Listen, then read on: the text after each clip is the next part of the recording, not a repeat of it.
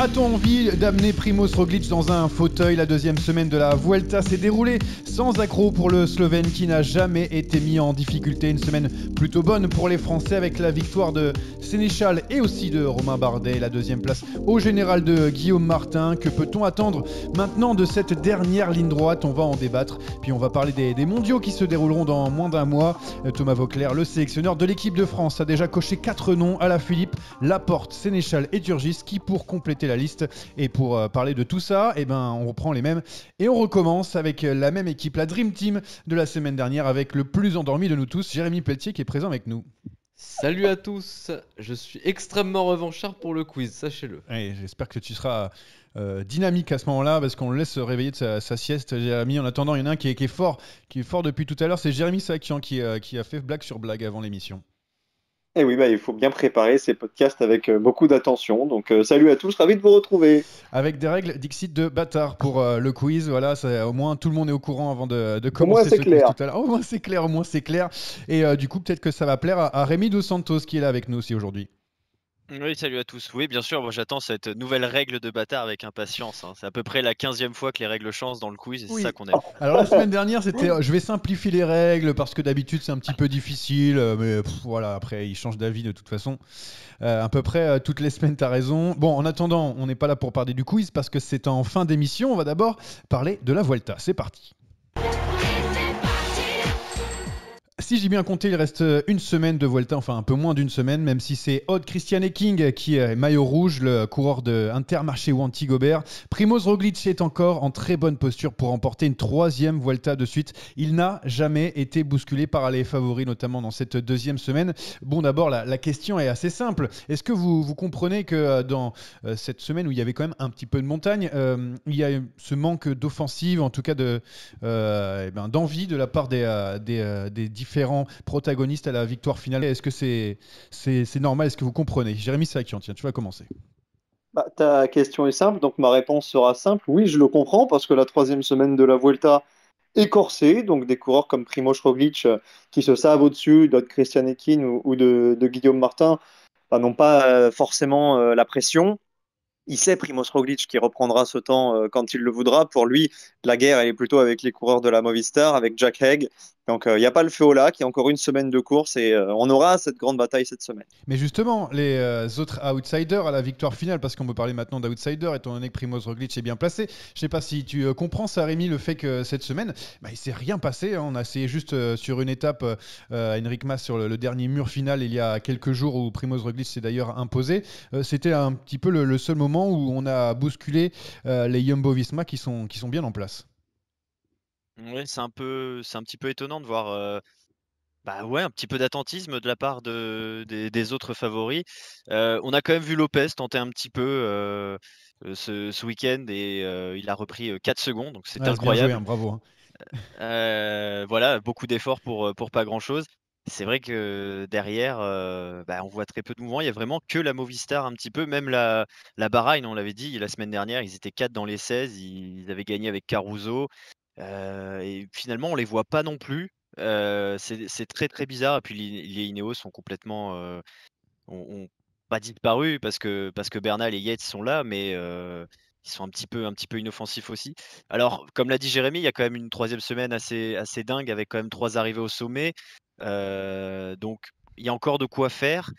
Maintenant, forcément, chaque jour en plus, on se rapproche de l'arrivée. C'est très bête de dire ça, mais c'est vrai et ça laisse chaque jour moins de possibilités de renverser Roglic qui pour l'instant est dans un fauteuil. Ouais, malgré ces quelques 30 secondes d'avance sur Enric Mas, mais on se rappelle que à la dernière journée de cette Vuelta, il y aura un contre-la-montre de plus de 30 km qui a priori est favorable à Primoz Roglic. En attendant, on peut se poser la question de savoir si c'est pas aussi le parcours de cette deuxième semaine qui a fait que on n'a pas pu faire beaucoup de choses de la part d'Enric Mas, des Lopez, des Jack Haig ou des Ineos. Enric Mas d'ailleurs qui parlait de la mauvaise qualité des routes, il justifiait ça.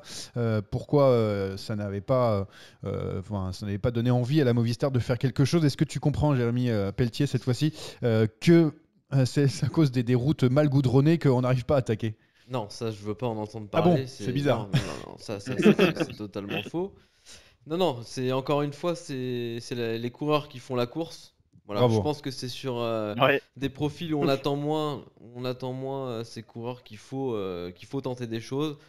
À ne pas tenter, ben on va laisser, on va emmener Primoz Roglic dans un fauteuil à Saint-Jacques-de-Compostelle. Tant mieux pour lui, tant mieux pour le Slovène. Mais non, je veux dire que les routes sont en mauvais état et que ça explique cela. Au contraire, ce genre de routes en mauvais état peuvent être piégeuses. On a vu Primoz Roglic tomber Ouais. en début de deuxième semaine. Il n'est pas à l'abri d'un incident, mais c'est sûr que si on n'essaye pas de le bousculer, en tout cas de l'emmener à la faute sans qu'il y ait de gravité pour une quelconque blessure, mais si on le pousse pas à la faute, bah c'est sûr que là on va l'emmener tout droit dans un fauteuil. Et ça montre Alors aussi. une Vas-y. précision quand même, Johan, je te coupe une seconde. Par rapport à Henrik Mas, en fait, c'est un problème de traduction. Il voulait pas parler du mauvais Ah, état il parle pas des très bien routes. espagnol. Il voulait parler du profil qui n'était pas suffisamment difficile à son goût pour attaquer. Alors, je rejoins Jérémy sur le fond. Dans tous les cas, c'est pas une excuse, mais enfin voilà, petite précision pour rétablir exactement ce que voulait retranscrire Henrik Mas. On Ah, se souvient que sur le Tour de France, il y avait des tracés où on disait il se passera peut-être rien, et puis les coureurs ont fait la course, on s'en souvient, on a pris Voilà. du plaisir. Voilà, bon bah écoutez, on n'a pas le même tempérament sur cette Vuelta.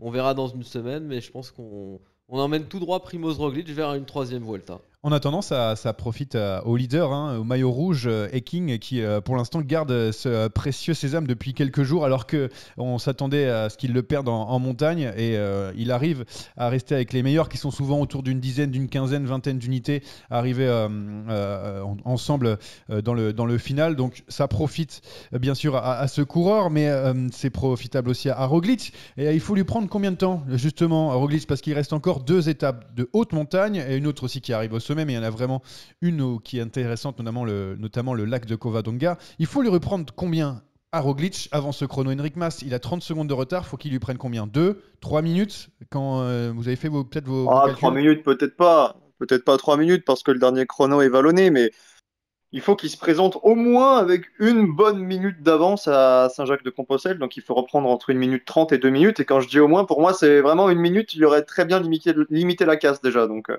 au moins une 30, voire 2 minutes. Ouais. Rémi, pareil, t'as fait les comptes, c'est une 32 minutes? Ouais, une 30 minimum, je dirais, parce que. Enfin, une 30. Il faudrait que Mas ait une 30 d'avance. Je pense qu'il faudrait qu'il reprenne 2 minutes à Roglic d'ici la dernière étape pour espérer. Après, ça dépend évidemment des autres profils, hein. Un Lopez, par exemple, 1 minute 30 d'avance dimanche prochain, il gagne pas. Ça, c'est sûr. Ça, c'est évident. Enfin, par rapport à Yates, Egg, ce serait à peu près aux alentours d'une 30 aussi, comme Mas. Mais ouais, ça va être dur d'aller chercher quand même 2 minutes sur ce Roglic-là qui fait pas tant d'efforts et qui pour l'instant se met juste à la faute tout seul, encore une fois, quand il est tombé. Donc ouais, je sais pas où ils vont aller les chercher. C'est possible pour toi, Jérémy Pelletier, que Henrik Mas, qui, on le dit, est dans la forme de sa vie, on l'a jamais vu à ce niveau, puisse reprendre ce temps-là sur un Roglic. Je rappelle quand même qu'il grimpe pas mal, hein, Roglic, hein, juste pour le rappeler. Non, pour moi, sauf incident, cette Vuelta est jouée depuis la semaine dernière déjà. Donc, moi, je veux bien entendre le genre de déclaration d'Henrik Mas, mais je suis peut-être dans la forme de ma vie, mais il va falloir que je me bouge. On va pas m'offrir la Vuelta, hein. Et donc, Henrik Mas, on attend du spectacle. Moi, j'ai envie de voir du spectacle sur cette dernière semaine. Donc, espérons une course de mouvement. Mais pour moi, la Vuelta est jouée.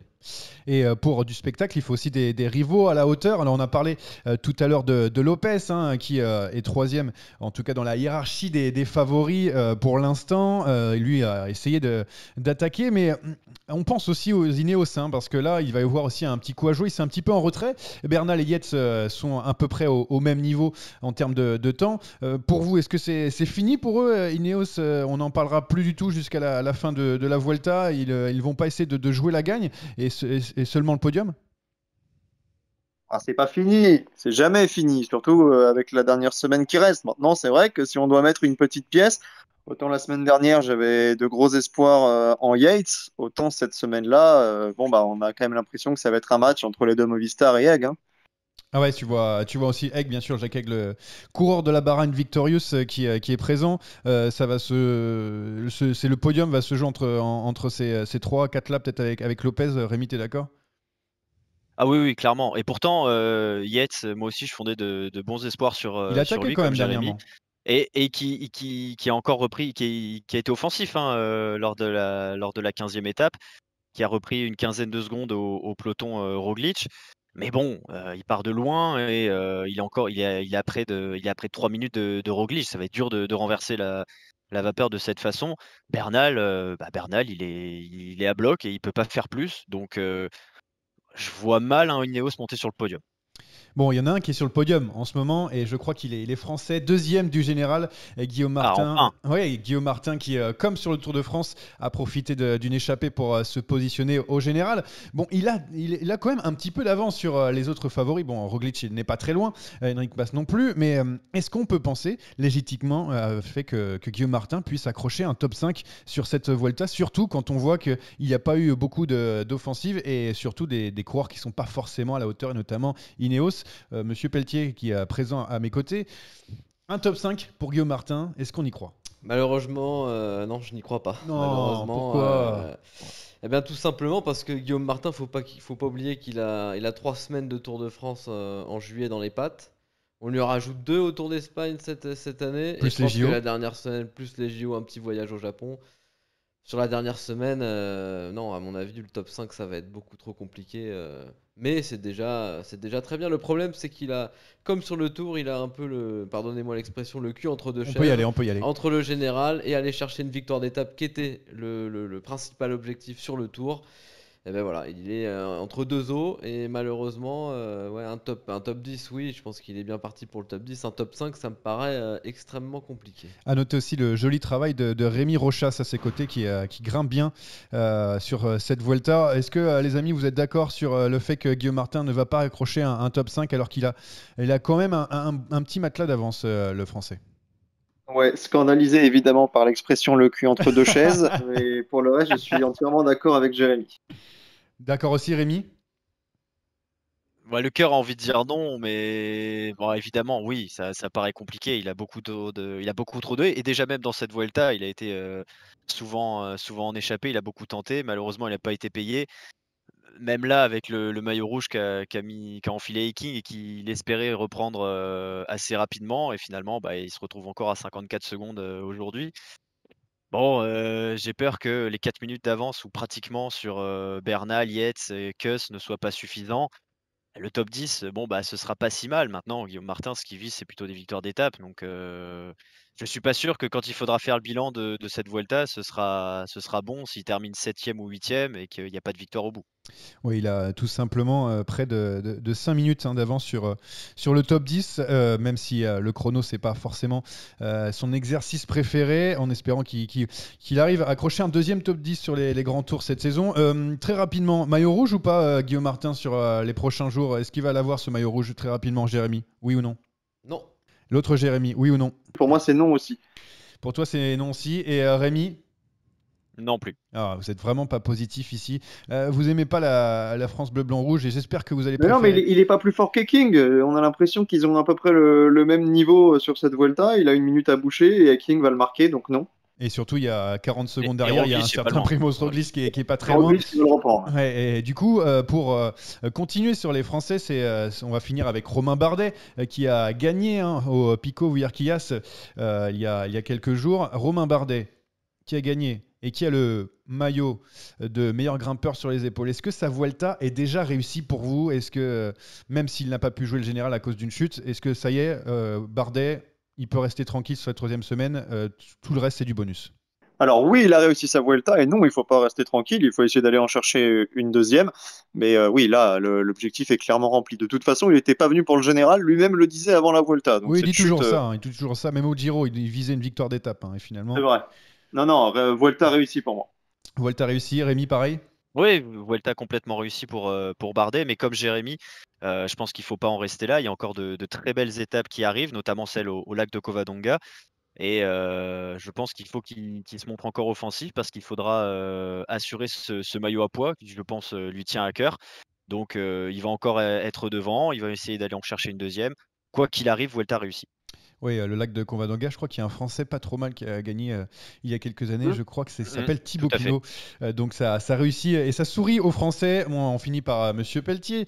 Est-ce que Romain Bardet, il a réussi la Vuelta pour toi? On se posait la question la semaine dernière dans ce même podcast, ce qu'on pouvait attendre des Français cette semaine. On a eu la réponse, 2 victoires françaises, 1 victoire pour Romain Bardet. Pour moi, oui, la réponse c'est oui. Il a déjà amplement réussi sa Vuelta. Mais comme mes 2 compères, j'en attends un petit peu plus. Et une deuxième victoire, ce serait pas mal. Et le maillot à pois en prime à Saint-Jacques-de-Compostelle, c'est parfait. Et bien sûr, félicitations à Florian Sénéchal qui a remporté une très belle victoire après cette cassure sur un sprint, même si ça n'a pas forcément plu après la ligne d'arrivée à Fabio Jacobsen.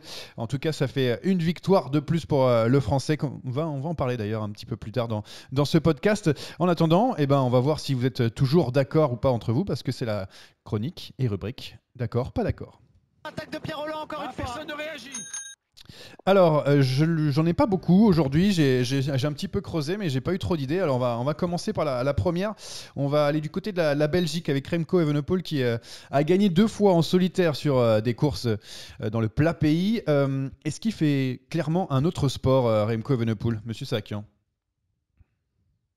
Un autre sport, alors je vais te dire d'accord par rapport à ceux qui étaient en Belgique, je vais te dire pas d'accord par rapport aux autres cadors du peloton mondial, les Pogacar, les Van Aert, les Van Der Poel. Rémi Moi, je suis d'accord. et Monsieur Pelletier? Ouais, j'attaque un petit peu. C'est une attaque peu tranchante, on va dire. Peu tranchante. Je crois que Jérémy avait quelques arguments. C'est vrai, c'est plutôt le fait qu'il n'y avait pas grand monde sur ces courses qu'il a remporté largement en partant de très loin. Qu'est-ce qu'il avait envie? Il s'ennuyait sûrement. Ah bah, clairement, sur la course des raisins, il manquait un petit peu de concurrence. On a vu la Deceuninck Quick-Step se balader, ils font 1-2-4, si je dis pas de bêtises, ou 1-3-4. Mm. Ensuite, sur la Bruxelles classique, là, il a bénéficié d'un fait de course avec un mauvais aiguillage de l'échappée. Donc, Oui, c'est vrai. bon, ce sont deux belles victoires, il y a rien à redire. Mais moi, je tempère un peu le propos par le fait que il y a d'autres monstres sacrés dans ce sport-là. On en a vu encore un, le champion du monde, Julien Alaphilippe, faire le show sur la Bretagne classique, même s'il n'a pas gagné. Il y a Pogacar, il y a Van Aert, il y a Van Der Poel, il y a Roglic, il y a beaucoup de monde. Donc il va falloir confirmer pour Remco Evenepoel. Mais oui, c'est la trempe d'un champion, c'est un des tout meilleurs. Est-ce qu'on peut dire qu'il avait beaucoup de jus à la course au raisin? Bravo, Non, c'est pas validé. C'est validé? bravo, Merci beaucoup. bravo. Allez là, j'enchaîne avec la deuxième. Tim Merlier, vainqueur de la première étape du Tour du Benelux. C'est le meilleur sprinter au monde cette saison. Jérémy. Ouais, j'attaque, je suis d'accord. Rémi. Pas d'accord. Et l'autre Jérémy. J'attaque pas non plus. Alors, je vais prendre d'abord le d'accord, évidemment. Monsieur Sakian, on rappelle que Tim Merlier a gagné sur le Giro et sur le Tour de France cette saison. Oui, alors je pense que les arguments de mes 2 compères, ça va être de dire Mark Cavendish a gagné 4 étapes sur le Tour plus le maillot vert, donc de facto c'est lui qui a fait la meilleure saison. Au niveau du palmarès, c'est vrai. Maintenant, si la question c'est de savoir qui est le sprinter le plus rapide, pour moi c'est Merlier, parce qu'il a battu tout le monde. Sur le Tour de France, il a gagné et ensuite il s'est converti en poisson pilote de Philipsen. On a voulu faire tourner un petit peu la gagne dans le camp d'Alpecin Phoenix, mais je pense que c'est le sprinter intrinsèquement le plus rapide de la saison. Rémi, c'est parce qu'il y a Cavendish que tu dis que c'est pas vrai? Non, non, même pas. J'ai même pas besoin de prendre l'argument Mark Cavendish pour ne pas le penser. Moi, tout simplement, j'ai l'impression que en fait, le meilleur sprinter du monde cette année, il change tous les 2 mois. Donc déjà, c'est un peu compliqué de sortir un coureur du lot. C'est un des plus réguliers, je suis d'accord. Maintenant, alors certes, sur le Giro, il gagne solidement à Novara. Par contre, sur le Tour, faut pas oublier qu'à Pontivy, sa victoire, il y a quand même beaucoup d'absents sur ce sprint déjà. Et puis après, il y a aussi beaucoup de victoires dans des courses belges, mais quand même un peu de seconde zone, hein, on va pas se mentir, hein, le Tour du Limbourg ou le FT de Ronde 2. Un Bon, bel accent. il y avait. Alors c'est qui alors pour toi? Moi je suis. C'est toujours pareil. C'est comme je te disais tout à l'heure, c'est que c'est peut-être le plus régulier, mais pour moi, le meilleur cette saison, ça reste quand même Sam Bennett qui, là par contre, certes, depuis 2 mois, n'est pas là, mais parce que blessé. Jérémy Tout Pelletier à fait, était alors, d'accord avec Rémi J'ai d'ailleurs. l'impression que Rémi parle à ma place. J'ai l'impression qu'il est dans ma tête. Parce que vraiment, l'argument Mark Cavendish, non, c'est pas du tout ce que j'avais en tête, Jérémy Sarakian. J'en suis désolé. Non, moi, celui auquel je pensais, j'étais sur Paris-Nice et j'ai vu Sam Bennett débouler devant moi. Je peux vous dire que c'était impressionnant. Et après, voilà, c'était la vérité du mois de mars. Il n'y a pas eu un sprinter qui a dominé la saison. Je suis d'accord pour dire que Tim Merlier fait partie des sprinters qui ont été les plus réguliers cette saison, mais de là à dire que c'est le meilleur, je trouve que c'est un peu trop. Bon, très bien, on a compris vos arguments. On va pouvoir passer au prochain débat parce on va parler des mondiaux. C'est dans moins d'un mois maintenant et on se régale déjà avec nos Français. Oh le coup de tête! Oh le coup de tête de Marco! Oh le deuxième coup de tête de Rencho! Oh que ça c'est pas bien! Julien Lafilippe, Christophe Laporte, Florian Sénéchal et Anthony Turgis, ce seraient les premiers choix du sélectionneur Thomas Voeckler pour les mondiaux en Belgique. Bon, déjà, très simplement, sur le papier, on est d'accord que c'est logique d'avoir ces 4 coureurs-là notés déjà avant le sprint final des mondiaux. Entièrement logique. Entièrement logique, Rémi aussi. Pas tout à fait. Totalement. En fait, avec ce parcours, avec ces pavés et ces monts, ce sont les 4 meilleurs Français tricolores cette saison dans ce domaine. Mais pour vous, est-ce qu'il y aurait quelques noms qui auraient dû apparaître déjà dans les 4 premiers? Est-ce que vous avez déjà pensé à quelques têtes d'affiches françaises qui ne sont pas présentes encore dans cette liste? Alors depuis hier soir, à mon avis, il y en a un 5e qui est quasiment acté, en l'occurrence Benoît Cosnefroy. On me parle des pavés, est-ce qu'il peut passer, est-ce qu'il peut pas passer? Je rappelle quand même qu'il s'est toujours montré à son avantage sur la flèche Brabançonne et que le mondial est une sorte de flèche Tout à fait. Brabançonne XXL. Après, il va falloir emmener aussi des coéquipiers, donc ça sert à rien d'accumuler 15 000 leaders si on n'a pas des Duromal qui sont capables de se sacrifier, comme Dorian Godon, comme Julien Bernard. Il va falloir aussi mettre des gars qui sont capables de faire le tempo. Rémi, tu as d'autres noms aussi dans la tête? Bah, évidemment, Cosnefroy, je l'ai rajouté à cette liste parce qu'il me semble tout à fait légitime pour être le 5e homme, entre guillemets.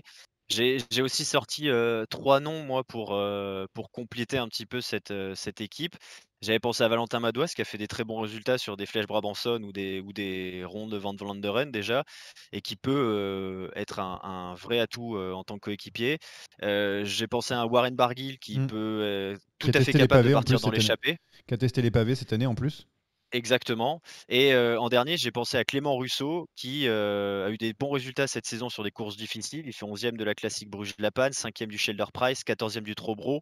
C'est un mec qui évidemment ne va pas venir en tant que leader. Il sait qu'il sera coéquipier et c'est je pense, un coéquipier tout à fait fiable pour les Bleus.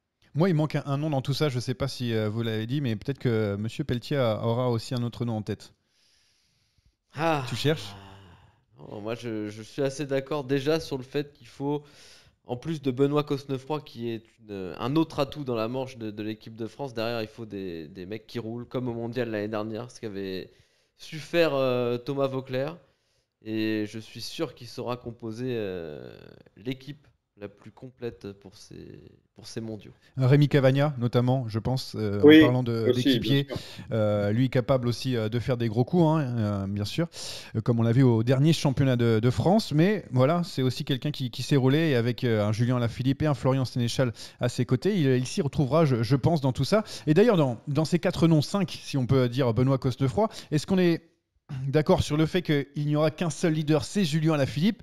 Il est logique d'ailleurs, champion du monde en titre. Mais est-ce qu'aussi on aura peut-être le droit à une tactique avec plusieurs têtes quand on sait de quoi est capable des Laporte, Cosnefroy, Sénéchal ou Turgis? Alors, je pense que le scénario de course sera guidé par ce que font les autres nations, en l'occurrence la Belgique, en premier lieu, qui va avoir un leadership probablement à 2 têtes avec Van Aert et avec Evenepoel, avec des coéquipiers de la trempe probablement de Van Avermaet, de Stuyven, de Nason, de Van Mark. C'est une dream team qui va se mettre en place. Et donc, il faudra suivre des coups. Donc, à la Philippe, ça sera la carte numéro 1 au départ.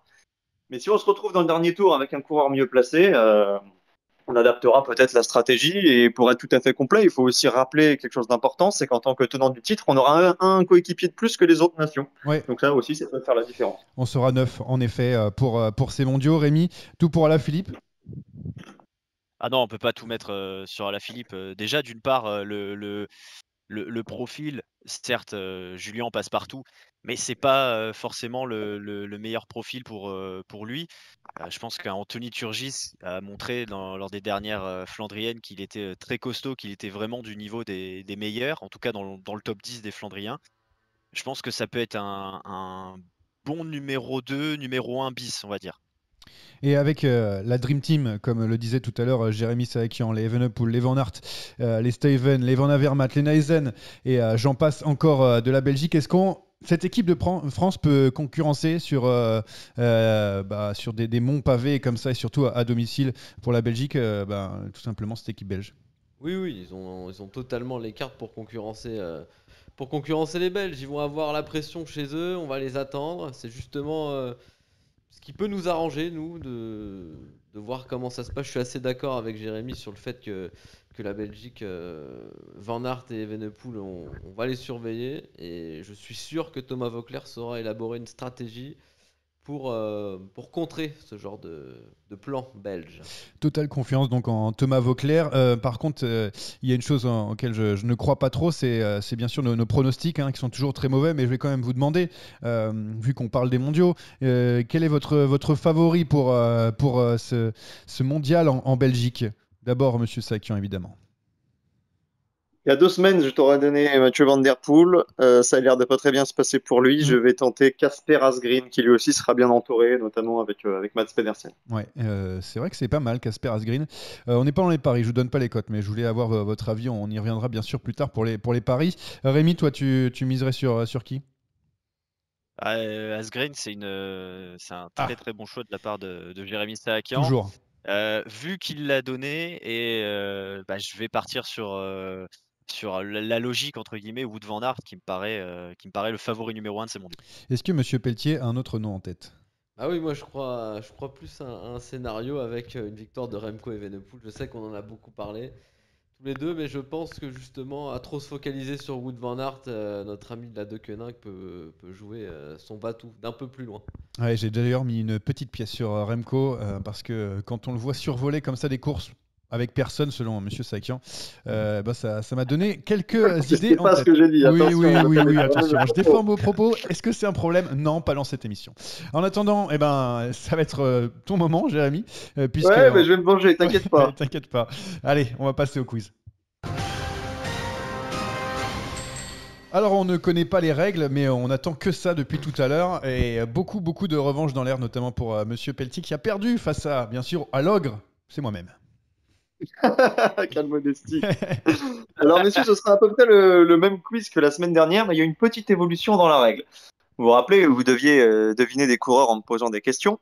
Eh bien, cette fois-ci, vous allez deviner chacun un coureur séparément. La répartition a été faite par un certain Anthony Collat. Voilà, donc si jamais vous avez des réclamations après, vous allez directement lui réclamer.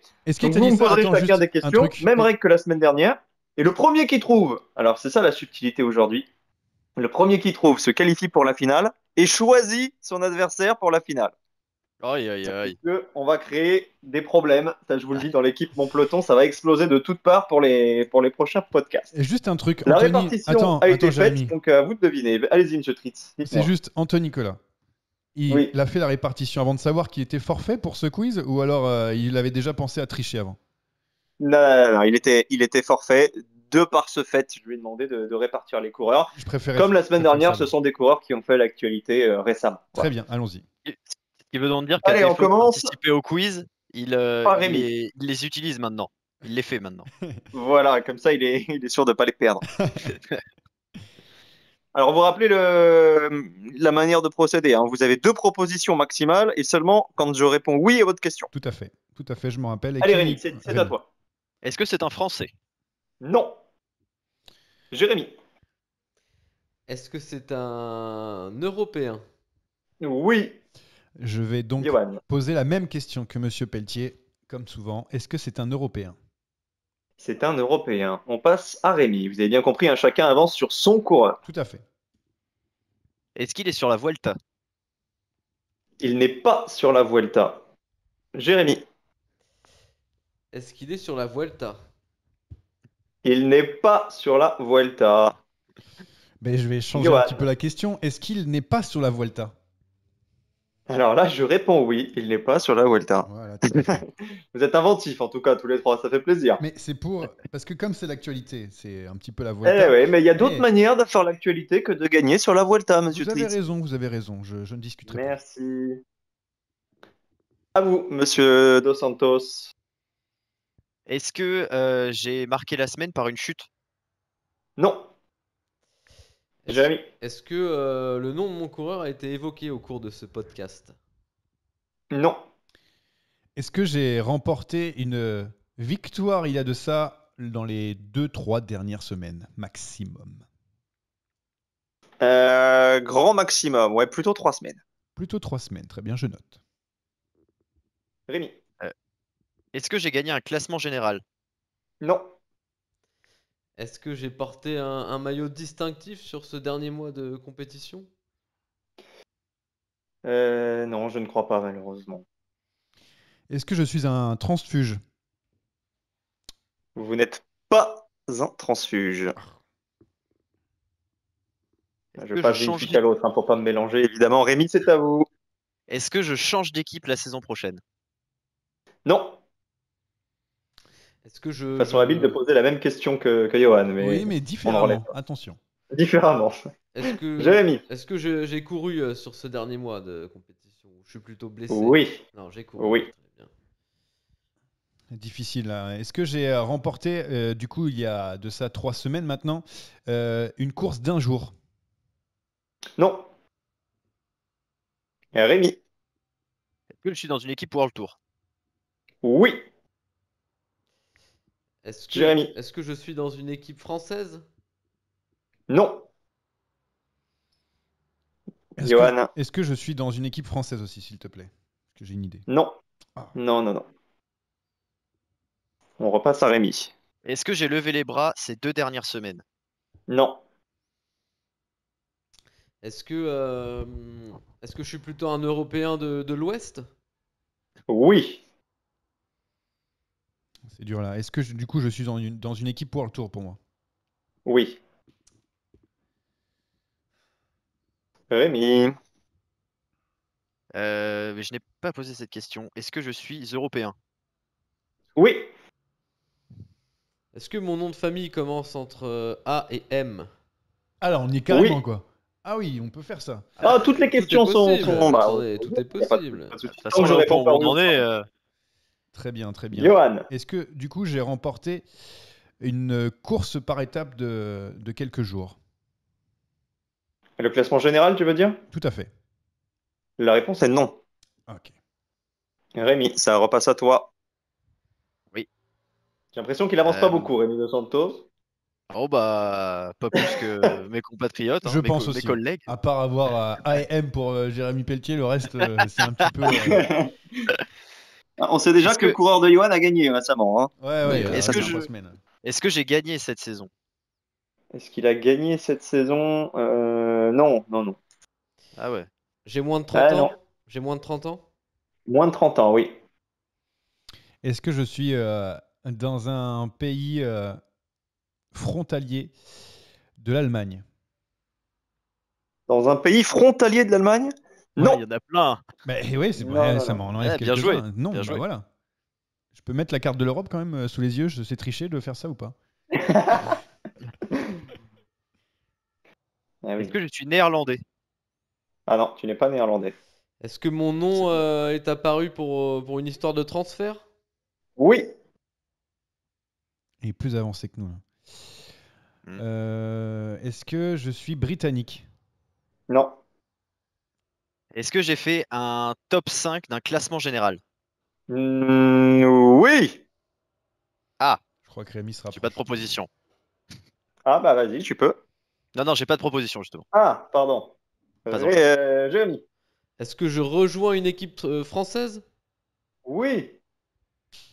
Non, mais ça se trouve, je vais avoir celui de Jérémy avant le mien. Est-ce que on peut piquer le coureur? Non, ça- Parce que ça, c'est dans Koh Lanta, interdit. on a le droit de, tu sais, de piquer le collier d'immunité, des Oui, trucs mais comme non, ça, mais tu là, vois ce que je là, veux c'est dire? interdit. D'accord, très bien. Très bien, très En bien. revanche, tu peux faire une alliance si jamais il gagne, d'essayer d'être choisi pour la finale. Ça, tu peux. Ouais, t'inquiète pas, sinon je paierai pas le loyer la semaine prochaine. Alors, je vais poser comme question. Je vais dire, est-ce que est-ce que j'ai gagné dans une course nordique? Enfin, sur la course nordique. Non. Ok. Rémi, qui a pas mal avancé sur sa dernière question. Hmm, Ah, moi, Qu'est-ce que c'est je n'ai plus pas dur. demandé que... Est-ce que je suis italien? Oui. Non, mais attends, Oh mais là moi là. j'ai le plus dur aussi. Tu me donnes un truc pas vraiment de l'Europe de l'Ouest, mais je suis dégoûté. Tu m'as sorti un juste parce que je suis trop fort.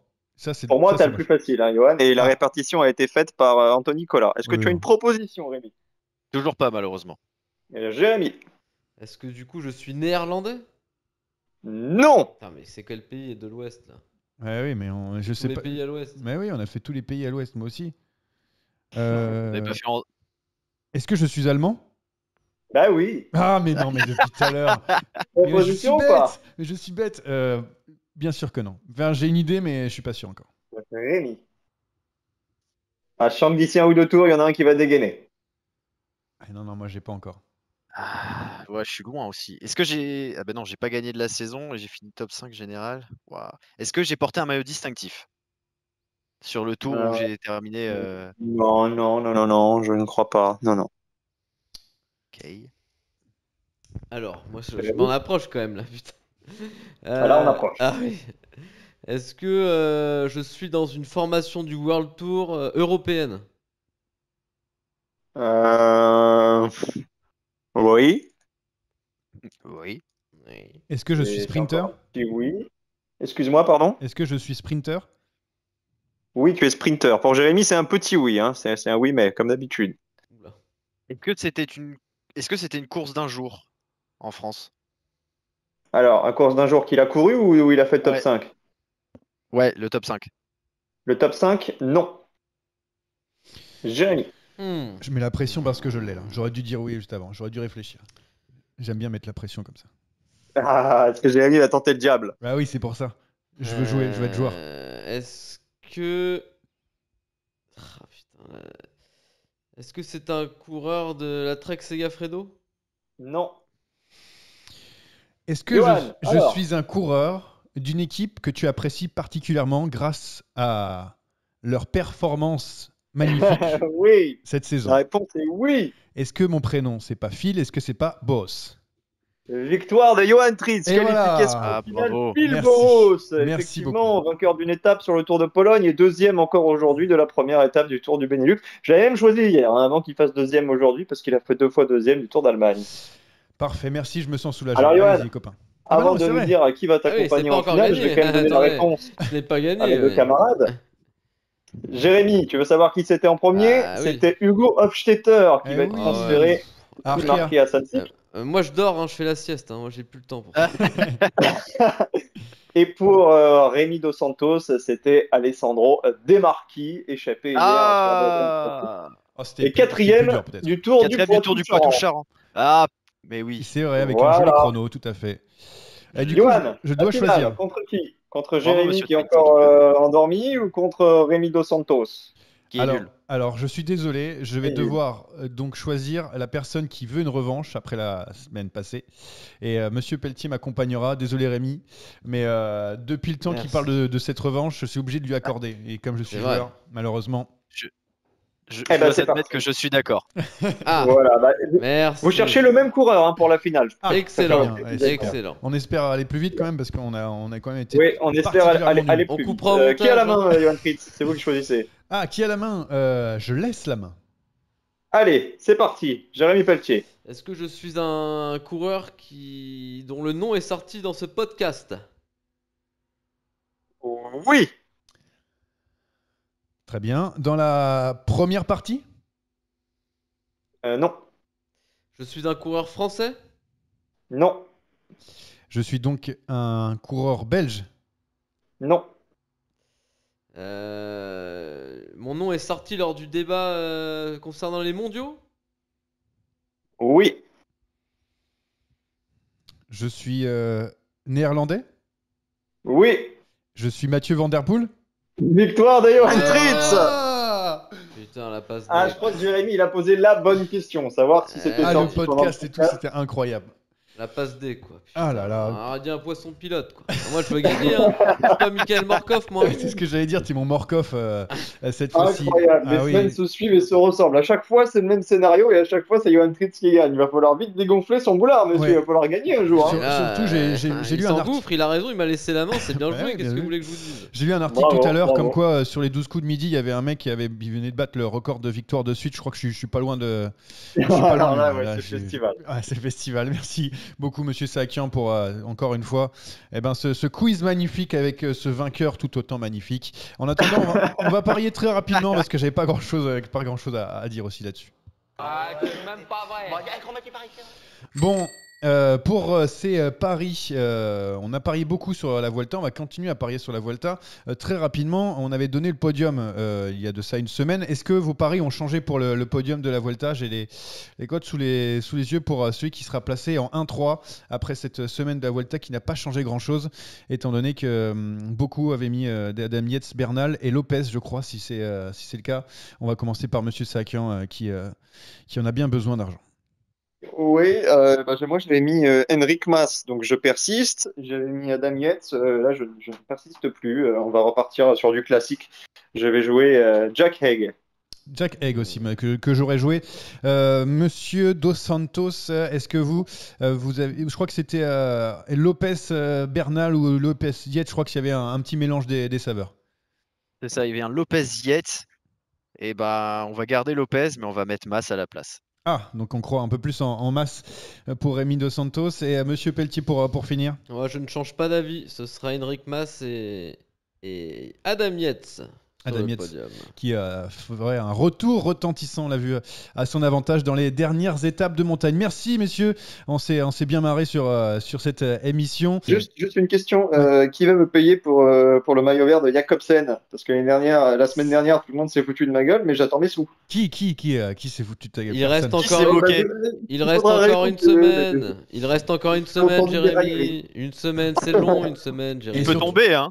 Et surtout, Alors, il peut tomber. je suis à deux doigts de mettre Primoz Roglic, qui est coté à 8 d'ailleurs, avec toutes les étapes de montagne qui sont là, qui va tout rafler et récupérer ce maillot qu'il avait déjà remporté l'an passé. Merci encore une fois, je le dis, et puis on se retrouve la semaine prochaine pour débriefer cette Vuelta. J'espère que tout le monde sera bien réveillé cette fois-ci. Salut à tous. Ciao, ciao. Ciao. Ciao.